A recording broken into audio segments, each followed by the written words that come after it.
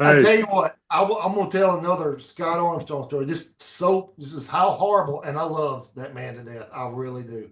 He has been so good to me. He is the head trainer in Diamond Championship Wrestling in Mobile. Is he? Yeah, we got to Yep. take a road trip there. Oh, Yes, we do. yeah, they have a excellent.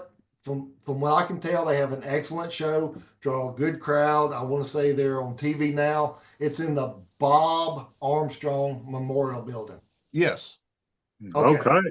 Yeah, They got yeah, a I big. mean, If you don't know what it is, Death Row, they got a big thing. It's a mannequin out there with Bob's outfit and everything. They try to do it right. Heck yeah, man. Heck yeah. and Scott wouldn't be a part of it if they didn't do it right. I guarantee you. I guarantee you, yeah. Yeah. Anyway, a couple of things I did to Scott while I was there, because you remember the war room that they had, right? Right. Where Oh, all yeah. the other, some of the guys hung out at, promoter and some of the other guys hung out at, and Scott was in that room. I was getting bored backstage one night, and I was like, who can I go mess with? I can go mess with Scott. So I stripped down to absolutely nothing. Went, our main dressing room was, right? Yeah. Right I next to the stripped down war right room. there, went walking down the hall into the war room, and Scott had his, he was talking about a match. Yeah, we gonna do this, blah, blah, blah, and blah, blah, blah, blah, blah, blah, blah, blah, blah, blah, right? I was like, and he was sitting in a chair, and I was standing up, just to give you a visual. I was like, Scott, can I ask you something? I want to try something out tonight. And he went, right there, right there. And Lord have mercy, he came out of the freaking chair. I laughed so hard. I popped that whole freaking room that night. And the other thing that I did to Scott, and I did this to more than Scott, but Scott put this over. I cannot emphasize how much Scott years later put this over. I made a 8x10 of myself. Well, part of myself, right? And I would have it in a big manila envelope, and I was like, hey, I'm trying to, I'd go to guys like, hey, I'm trying to, send some stuff to Vince. Can you take a look at my promo pic and tell me? And I'd hand it to them, not say nothing, and there they would, this big, huge, Dan Delicious is staring them in the face or whatever, right? Well, I did that to Scott, right? Like I did to everybody else. Years later, a friend of mine made it. A guy named Wes Adams.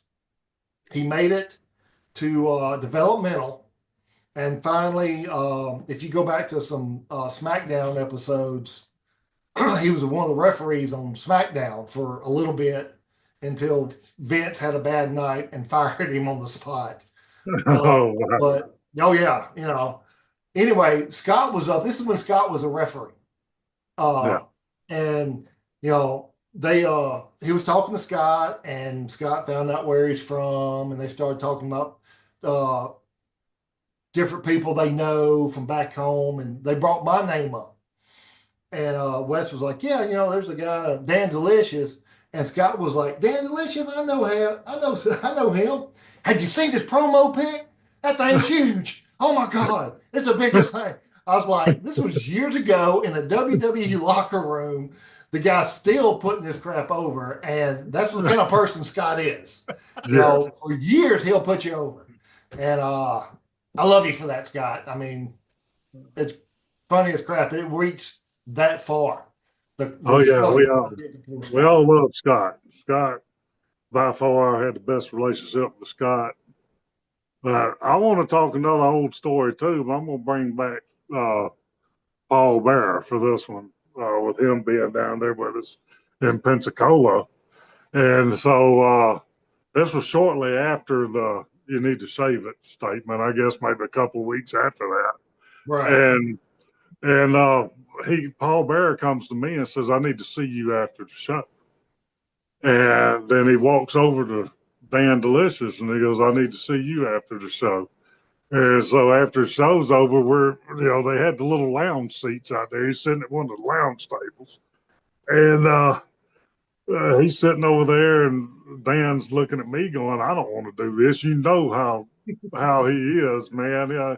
And I just look at him, and this was a shoot. I said, hey, I'll go first. If it's any monkey business, you'll know, because I'll beat the hell out of him, Right. And so I walk over there, sit down, and he's talking serious business. He's talking to me about going up to WWF. He's talking about running a line against the Undertaker, and he's likes my talent, likes what's going on, and he's talking serious business with me. And so I get up from the table and I feel good. And I walk over to Dan. And I go, no, man, it's business. He's actually talking business. And Dan walks over there, sits down. It wasn't 5 seconds. He jumps up. What, motherfucker? and I can't remember what he said, but coming from his mouth, love him to death, I ain't gonna tell him what he said. And I look at him. River, he really was. I said, well, I guess he meant business with pleasure, didn't I? Yeah. What that probably was, Dan, is he heard the old stories about the seconds. The seconds. Oh my God. Yeah. Yeah. I'm not going to go deep into the story because I don't want to have to cut no, this we're out getting of this all the one. way into this story. We're going all in. We've got to go all in on this one. I was dressed for a match, and I was outside while they were playing my music. And I'm not going to say any names of anybody, but I had to come running in to make it to my match as they were starting to play the music for the second time. Later that night, you happened to be kissing a girl. And I walk up and I go, Dan, stop kissing her.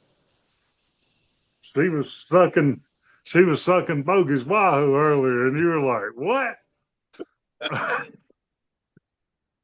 You know the story now. I don't know what you're talking about. I ain't got a clue. And then I think the next week it was Tony Spade. It was. Because and then I'm the guy that walks up. I walk up, Dan, stop kissing her. Yeah, I did a shoot interview years back, and she's mentioned in there. Well, the funny thing about the whole thing is we're at the restaurant, we're at the Bonanza, and the Bonanza was the best place to eat down there late night. Yeah. Yeah. You're about the only place to eat. That's where Dan stood up from the table and said, all right, I'm cutting out the damn middleman. Who wants a blowjob? Oh, yeah. I do remember that. Yeah, I sure do. Yep. When you do that, you just got to kind of own it. So here's the deal.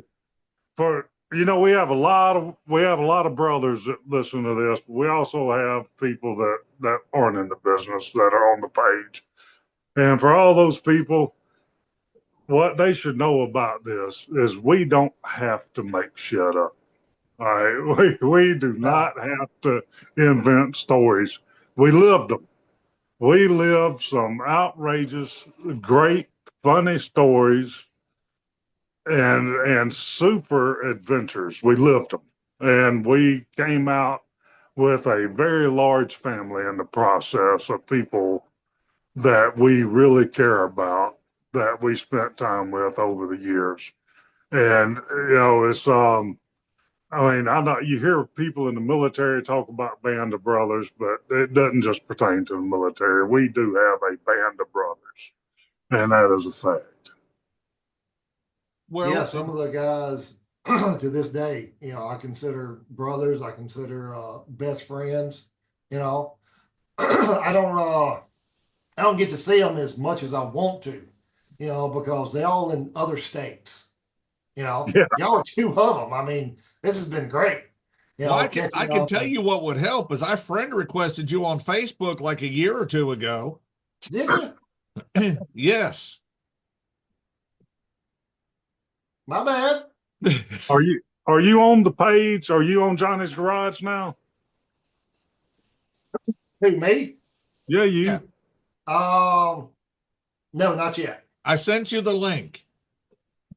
Get on there, man. You'll be impressed with it. Well, Yeah. I watched. I saw it on the YouTubes. He saw the podcast. Right. Yeah. Now you need to get on the page because that's where the magic is at for real. We've got 4,000 to 5,000 videos on there. Pictures. I mean, thousands of pictures. Yeah. Hey, I'm gonna look that up and get on it. And the headline picture is got I don't know if you know Joel Deaton and Billy Black, but that's the banner picture on it. So on the Yeah. page when you Well, click onto it. it's pretty much the only Johnny's Garage that pertains to wrestling. So when I've Yeah. looked it up in the past, I'll look up Johnny's Garage Wrestling and it'll pull them up to the top because there's about 2 zillion Johnny's Garages Johnny's out Garage. there. Yeah, I'm finding that out. Well, Dan, I don't know if you can see these, and you probably can't, but half of this picture thing back here is Yeah. all Pensacola pictures. Oh wow. I've got a ton of them. Except for the big I cage match. wish. That was Columbus. Yep. I wish I had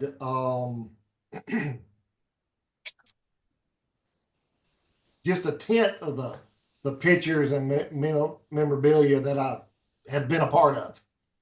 Well, tell you what I'll do is I'll get a lot of my Pensacola pictures and I'll put them on the printer here and I'll send them down to you what I got through Facebook or through Messenger. Yeah, please do. You just got to give me a minute. Yeah, you got the rest of your life. But yeah, get on Johnny's Garage, man, and join up on there and spread the word about it to any of the other older guys or anybody that wrestles really to let them become a part of this. There's going to be a lot of people on there that you will remember that you've known over the years that you haven't seen in a long time. We've got a pretty good following on there. Speaking of that, Waylon joined. Good. Good. I talked to Waylon last night. He's doing good. Yeah, we're right at 500 members on there. We're just shy of it. There you go, man. You can be the magic number. You could be number 500. I could be the 500. Yeah. So are you retired now fully? That says no already. Yeah, no. I keep telling my wife I got one more year in me, and she keeps telling me I'm crazy. I live in Louisiana. Louisiana's a strange place, man.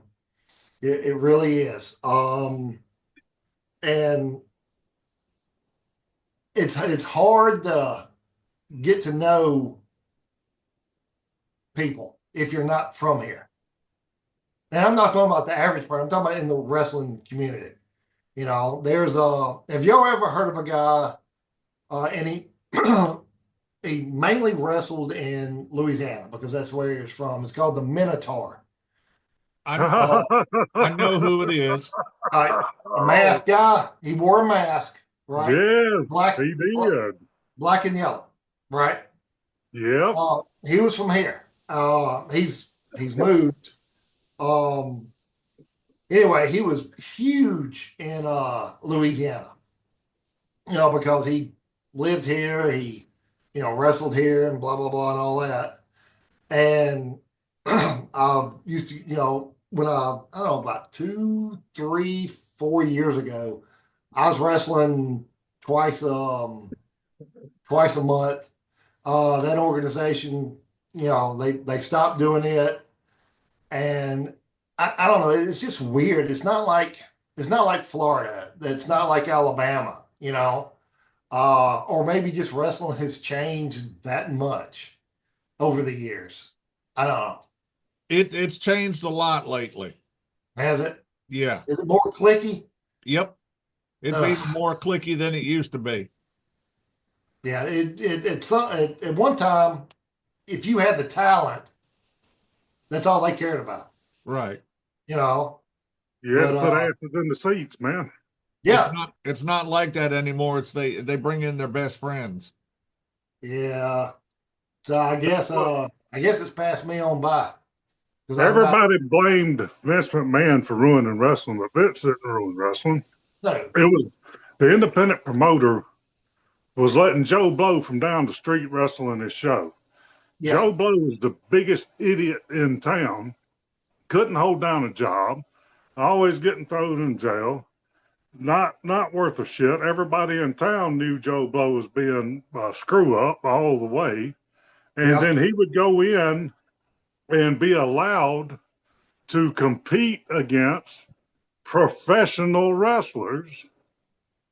And so anytime I run across Joe Blow, I tried to send him home in a garbage bag.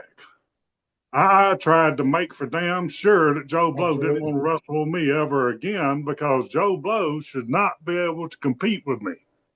Yeah, And so I tried to separate Joe Blow from myself, but it's that's what ruined it. Was too many people knew the town idiot, and he was able to compete with these guys that called themselves big tough professionals. Well, I'm sorry, And y'all kept calling me back to the shows. you But wasn't a Joe Blow, brother. Hey, I my want to talk question. about Minotaur, man. Oh, go ahead. Minotaur. All right, so I'm gonna tie this into Pensacola. We were back in Pensacola with Ultimate, and I don't. Did you ever work with Ultimate any? I did.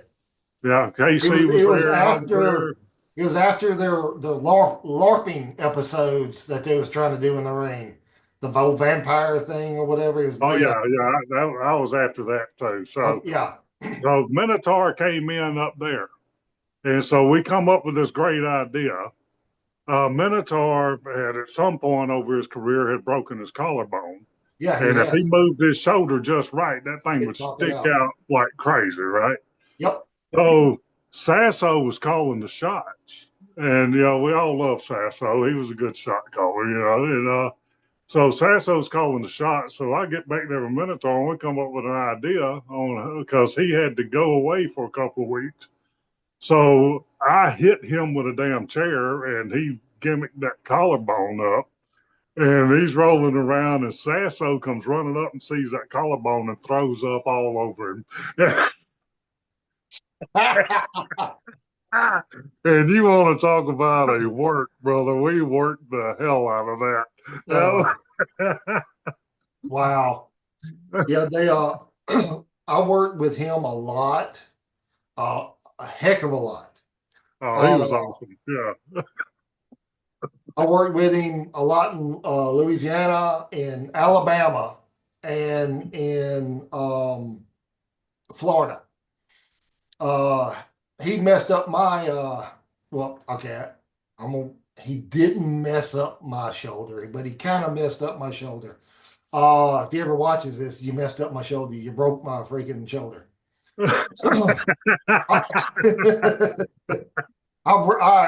Every time we talk, I'm always, golly. And he's like, shut up. That wasn't my fault. What it was is I used to, how, okay, the whole thing Rikishi used to do, right? You clothesline him and he'd freaking take a bump, he'd do the whole flip thing. Yeah. I did for, with the bigger guys, is you'd give me a big clothesline, and instead of turning and bumping, I would literally head over heels over your arm and face plant, right? He went to give me his big clothesline. I went to take a big clothesline, not knowing that his big clothesline, he went down all the way to the canvas with it. Oh, damn. And I landed squarely on this shoulder right here when he did it. And Yeah. I'll never forgive him for it. So if it makes you feel any better, I broke his collarbone. Yeah. The biggest rib, and the guy's a genius for doing this. He swears up and down he did not do it. To this day, he says he did not do it. Me and Minotaur had a match. You know, it was Dan Delicious against the big fighting, you know, raging Minotaur thing, right? Yeah. Al Savage in the back is like, all right, brother, you gonna go over with your top rope drop kick. And what I did was I got on the top rope, drop kicked you, and landed on my feet. I would jump as high as I could and come straight down almost like a missile. And Yeah. I would land on my feet every time. That was, you know, one of the few things that set me apart from everybody there. I'm like, all right, good deal. I go up the top. It's time to go home. I go up the top. Boom, missile drop kick, land on my feet. He's laid there. I go to cover. 1, 2. He kicks out. I'm like, Oh. what is this crap? What is so? I'm like, all right. Maybe he thought he was supposed to kick out on the first one. I go up, do it again. Boom. 1, 2. He kicks out. I'm like, all right. I'm gonna go up and do this again, but I'm gonna aim for your head. Go up again. He brushes me to the side. I'm like, oh, so I head back. I quit the match. I just go to the back in a fit of rage. You know, the audience, you know, they think this is all part of it, right? I get back to the back. First person I see is Al. He's like, "Don't worry about it, brother. I'm gonna take care of it. It wasn't your fault." Blah blah blah blah blah blah. For a year, for I don't know, a couple of years, I had heat with him because of that. Because I thought he was, you know, just little man, you know, big man, little man thing, right? Come to find out, he tells me that Al told him he's going to go up for the missile drop kick out of it. Oh, God. I'm like, this guy played both of us. Yeah. Genius move. So, yeah, he is one of my very best friends. I can't say anything bad about him. He don't live in Louisiana no more. He lives North Kakalaki. For all you Okay. old timers over there. He moved to North Carolina, and I think he's wrestled once. He's been up there about a year, and he's wrestled once. He's You done talk good. about a strange place to wrestle. North Carolina. Yes, it Yeah, is. that is a strange place to wrestle. I wrestled there one time, and it was the weirdest thing. It was for the owner of High Spots. Remember High Spots Wrestling? Yep. Yeah, I do. All right. It was the owner. Do y'all know him? No. Not personally, no. Okay. No audience whatsoever. I think I'm gonna get his name wrong. Prince. He was in WCW. Did a Hawaiian gimmick. Prince Ikea. Yeah. I keep wanting to Yes, say I know him. IKEA. But I he do had know. nothing I to do with it. know him. I Yes. know him. Okay, you know him. Well, he was there, right? He was a big name draw at this show. No audience at all. So we still had to do our matches and stuff, right? Yeah, he's like, yeah. And the payday was good. I was living in Florida. The payday was good. So I went up there. It was a 2-day thing, and I drove back. No, is the weirdest thing of it. It was in a warehouse. No audience. He's like, yeah, I'm gonna do the audience later. I'm like, okay. And we had everybody there. There's like 18, 20 guys had matches like there was an audience there. You know, played up to the audience and everything. It was the weirdest thing I've ever done. It's hard. It is hard as hell to get heat when there's no heat to get. Yeah, You know, yeah, it is. and to actually do good performance and to get that height that you need Yeah, and not have anybody to feed off of, it's extremely hard. That's a difficult situation.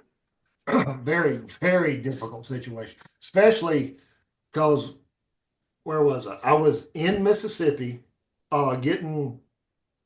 we was moving from Florida to Mississippi. I was getting the house in Mississippi ready. So what I did is I got a car. I rented a car because I wasn't going to put that many miles on my car. Went to Florida, picked up my wife and my son, and drove to North Carolina, which turned out to be, I was up for 35 hours before I wrestled my first match. So that first day, I was zombified as all get out anyway.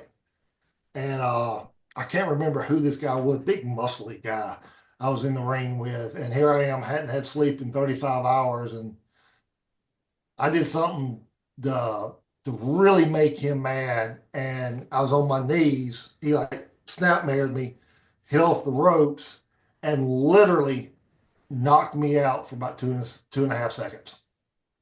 I was Damn. like, what the crap? You know, I mean, there's number one, there's no audience there to mess up in front of. You know, we're all, I don't know what, you know, his payday was, but we all made a pretty good freaking payday for this thing. I was like, okay, there ain't no sense in that crap. So, Yep. but I was too out of it, you know, to retaliate really. You know, you getting knocked in the head after 30 being awake 35 hours. Yeah. There ain't I much think you I've been can there. do. You Yeah, know, I there think I've really been ain't there. much you can do. Yeah, go ahead and get it today, Bubba, because tomorrow I'll break you in half. Yeah. You know. Yep, pretty much. After I Speaking got of, some sleep, I was good to go. You know, speaking of breaking in half, how's your back doing? um, it's here. Has it gotten a lot worse since the old days? Or No, it's no, I actually ended up having surgery. I don't know if y'all knew that or not. No. Nope. Yeah, 2002, I had back surgery. I mean, it was gone, completely gone. Uh, almost, almost, it was almost to where they had to put pins in it. They called it just in time. Got a scar about yay long on my back, something like that. But it, you know, comes and goes. You know, I do a lot to help it. You know, but other the last time I wrestled was on an Indian reservation in Alabama for Rainbow Warrior. And I took He's my still first, around. huh? He's still around. He's one of the trainers at Diamond Championship Wrestling. Okay. He's not wrestling anymore, you know, but he is training the guys there. Last time from what I've heard anyway. All But right. he put on a show for one of his friends at Choctaw Indian Reservation, right up above Mobile, and got into the match. Took my first bump. I was like, "Oh, my back's fixed."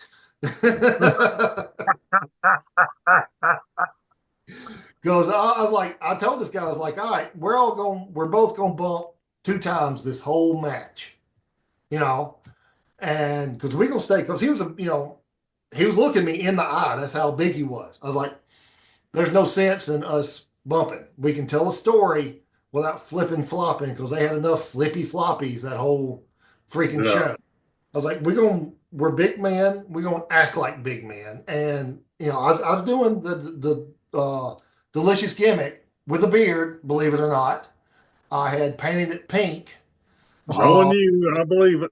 Yeah, because I didn't want to shave it, and it's like, yeah, you got to do Dan. I was like, okay, all right, so I got to come up with something. So here I am with a pink beard, which oddly worked, but and that like for like oh probably 6 months my back was wonderful, but every now and then I'll go out, you know, not totally go out, but I stay in a chiropractor, man.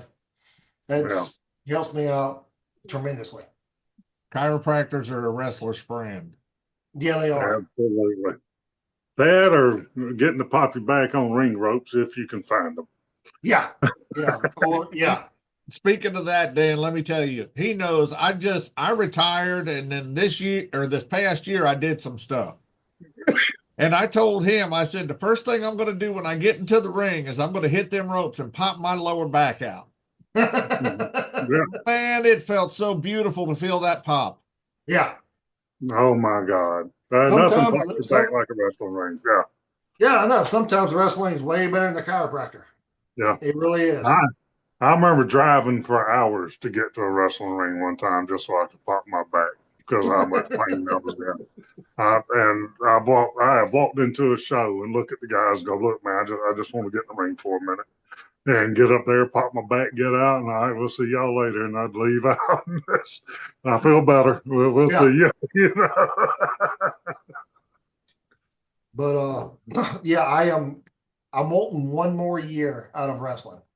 That way I know I got one more in me. I'm not done yet. Whether I get that year or not, who's to say?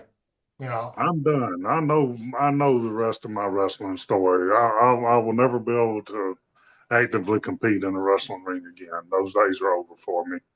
And what I miss the most is what we're doing right now. Seeing my friends, seeing my brothers, that we did so much together over the years, and we put so much trust and love into each other.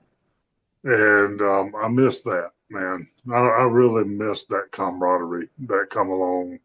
That really was the magic in the locker room. You know, that I don't miss being in the ring. I really don't. I do. Mainly, well, honestly, I do. Mainly because that's what I did ever since. Not professional wrestling, but I always did something. I've always been ultra physical. You know, high school it was football. Then I turned into karate, into jujitsu, and the cage fighting, and then I got into wrestling. And I was like, hey, I can get paid without breaking my nose. Yeah, sign me up. You know, Somebody told you wrong. yeah, they did. He had yeah, I've got and y'all probably don't know that I've got a plate and 12 screws in my ankle because somebody didn't tighten down the mat in the ring in Chipley, Florida good enough. I was in the match with Michael Steele. I don't know if y'all know him or not. Yes. I don't. Okay. It was me, and he gave me the big boot to my face. And I went to take the bump.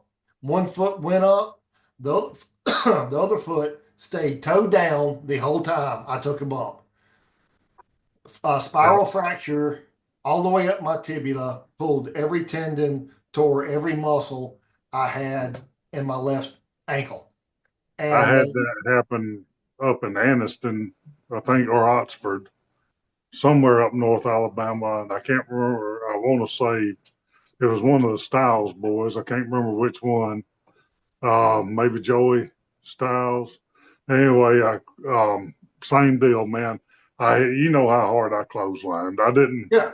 You know, I came and I hit him with my clothesline, and the mats had split apart, and his foot was right in between them, and I heard it when it snapped off. You know, and it was like just horrible for a stupid error like that. Something as simple as just running some duct tape across the wrestling mats to prevent that, or let's just try even tying the damn apron down or the canvas down making tight sure so it's all things tight. don't slip, you know.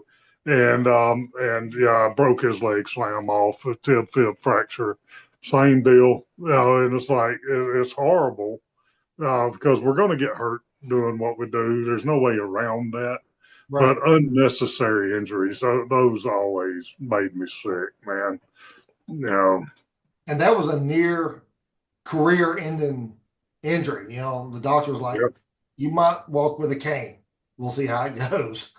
Yeah. But luckily, that was in 2003, That was 2004. that was Right after PWA right then. after PWA. Yeah, Yeah. because I went from PWA to Chipley, Florida, and I got married in 2003. So that happened in 2004, right after we moved back from Mississippi, moved back to Mississippi.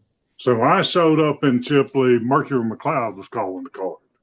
Yeah, And Mercury, I wasn't even booked. Somebody else was booked. I can't remember who it was, but I was kind of in limbo at the time. I didn't have a show, and this guy was saying that he had a show in Chipley. So I talked him into letting me give him a ride to the show. And so whenever we get out, there are two significant things that happen right in a row at showing up in Chipley. I get out, and Mercury was walking across the little open grass area right there by where the covered walkway was. yeah. He's walking, and he sees me get out of the car, and all I know is I hear somebody running up on me as hard as they can. And I turn just in time. Mercury was already in the air, and he jumps in my arms. And he's like, "Thank God you're here." He said, "Tell me you brought your gear. Did you bring your gear?" And I'm like, "Of course I did." And he goes, "Well, you're working tonight." And I said, "Who?" And he said, "Me. God, you're wrestling me." So, but then the next thing that happened was I'm walking up with my bag, and Cornbread comes out of nowhere. And he's got like 5 or 6 boys around him, and he walks up and he points at my right boot. And he goes, "That boot right there. That boot right there." And he pulls his bottom lip down and he goes, "All them teeth right there. That boot right there." And I'm like, "Cornbread, stop. You're going to scare the children, you know?" Wow. But yeah, Mercury was so happy to see me that night. And so I went in and I wrestled with Mercury. And for whatever reason, he left the show shortly after that. And then they put me in there with Mike Jacobs, and that's how I ended up meeting Mike Jacobs. And you want to talk about another just class act fun guy to wrestle with. Oh, He was fun. Yeah, he was fun. Oh my God, he was so much fun. and a shooter at that.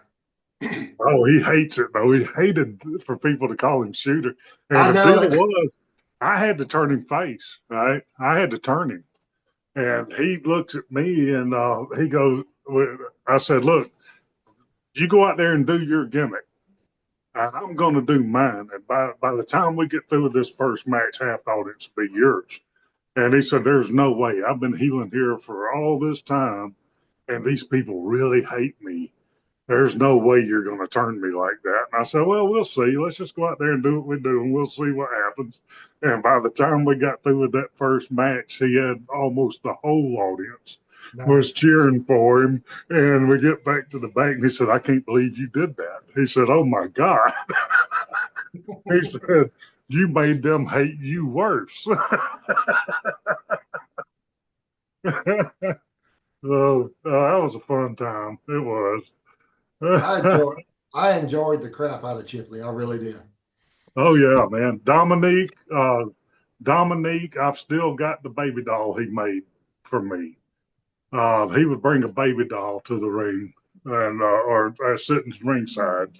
But Dominique was Dandy Jack's brother-in-law or something. Yeah. And so he's sitting there and he brings out this baby doll and puts a death row suit on it. And I would come out and see the baby doll and I'd grab it and I'd punch it in the head or something and throw it back at him.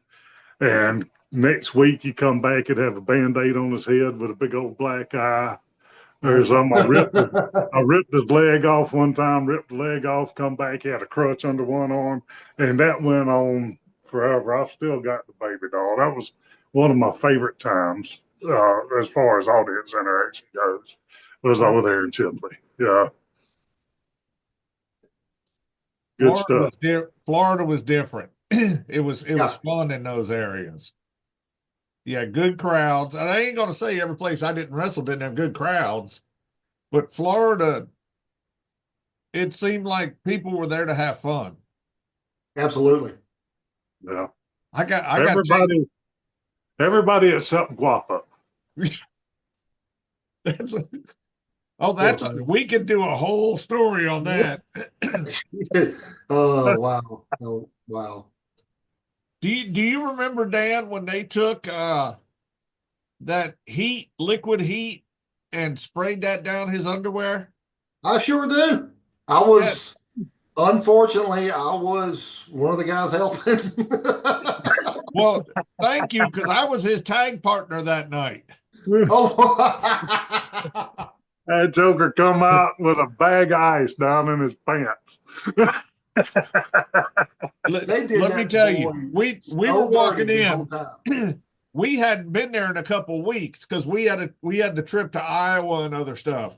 Right. So we walk in and he's running down the hall. He's opening his underwear, going. I'm falling out. That was just it. I'm hitting the floor. We find Yeah, out what happened, and I guess the joke was on me because they said you're tagging tonight. So he's asking around, and they tell him that if he put a bag of ice down there, it would help. Yeah. So he comes out, and it's like stuffed. It's like he put a watermelon down his pants. He looked like he had lost like 500 pounds real fast. Look, he had that extra gut down in his. Oh, exactly. Yeah.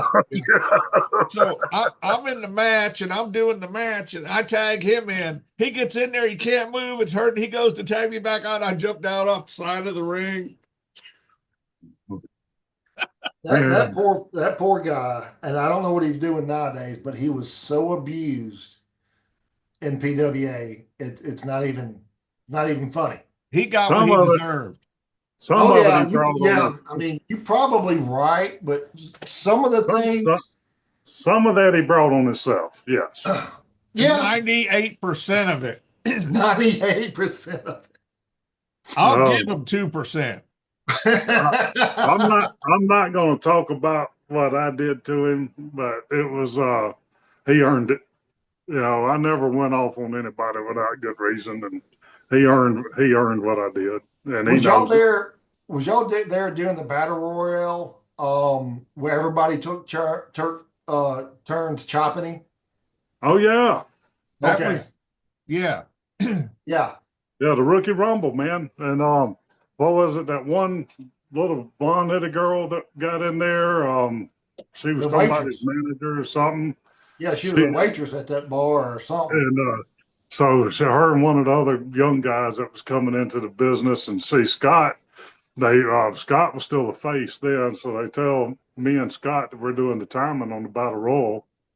And so she comes to me and tells me what she's going. She says, "Look, you come at me, I'm gonna drop down, go between your legs, give you a mule kick." And she starts calling all these spots on me, and I just go into the head bob them, yeah, you know. And so when she dropped down to go between my legs, I caught her by the top of her hair, and I picked her up and I took her tights and pushed them all the way down, and I wadded them up under her ass. And I turned her upside down like this, and I'm holding her, walking her around with one arm. And Scott comes over to me, looks up, and he goes, "Damn, there ain't a hair on there nowhere." And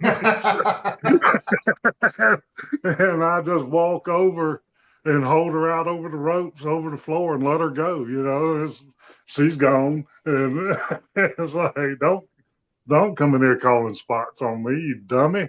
Yeah, wow. We're in a damn battle royal. See, I think when I came back to wrestling, I think that was one of my. You say you want to do another year, Dan?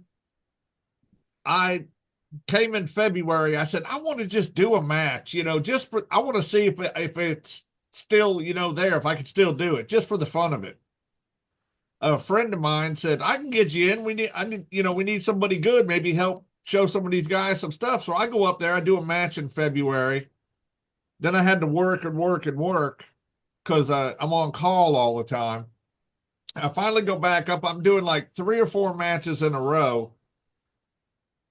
And I found out that I'm done. It wasn't that I couldn't do it. why do you need triple flips in front of 10 people? You get all these guys that this and that. The last match I had up there, they didn't know it was the last match until I walked by and said thank you. We're gonna do this and this and this and this. And I looked at them, I said, we're gonna go out there, we're gonna call it in the ring, we're gonna have some fun. At the end of the night, they got this huge pop. We put them over. They got a huge pop. We came back. Nobody had to work hard. Yeah. Nobody had to do anything. And the crowd was going nuts. And it became to me, when I went back into it, wrestling, it's a job.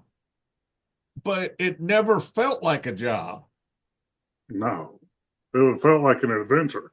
When I went back this last time, it felt like a job having to put up with these people that want to call everything, do this for no reasons. My first show up there, they're like, hey, do you want to put people through tables? And I said, look, I'm a bit player here. I'm here. I'm going to put some people over and just have a little bit of fun for 5 minutes. Yeah. And nobody has a clue. They So don't. just if you jump back into it, be prepared for that. And the disrespect is horrible. Man, these kids are so disrespectful. And that's the thing that I couldn't deal with, was the disrespect. As you know, just cause I'm one of the older guys now. When I was a youngin' in the business, every older guy I got around, I was digging into his brain trying to learn more. I'm trying to ask him questions. I'm trying to tell him to watch my match, to tell me what I'm doing so I can learn from them.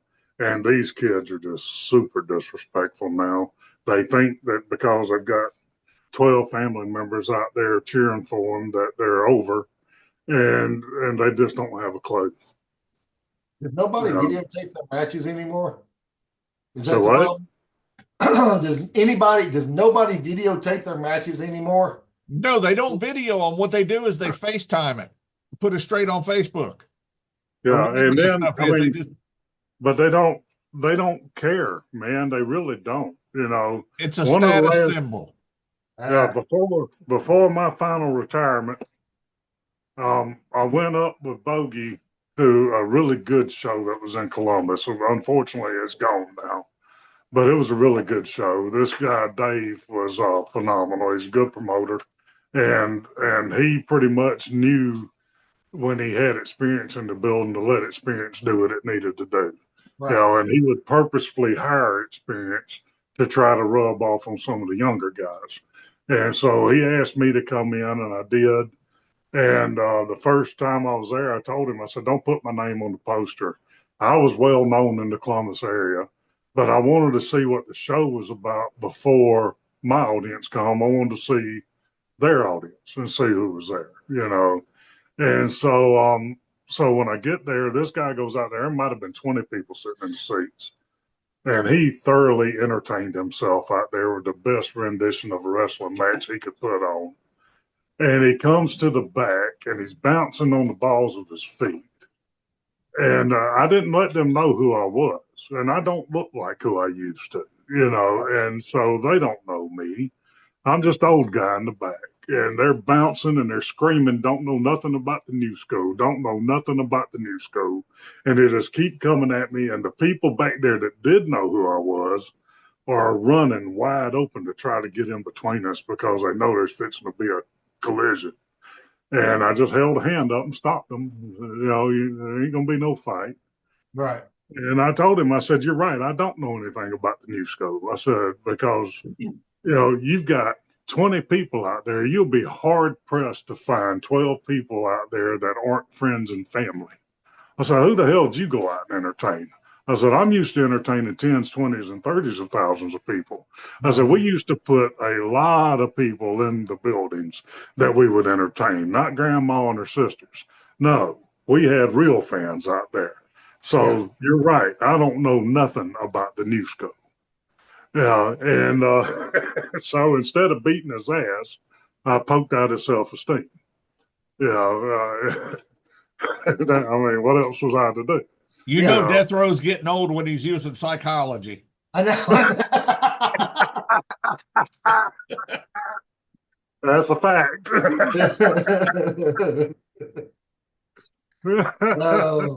Oh, that's hilarious.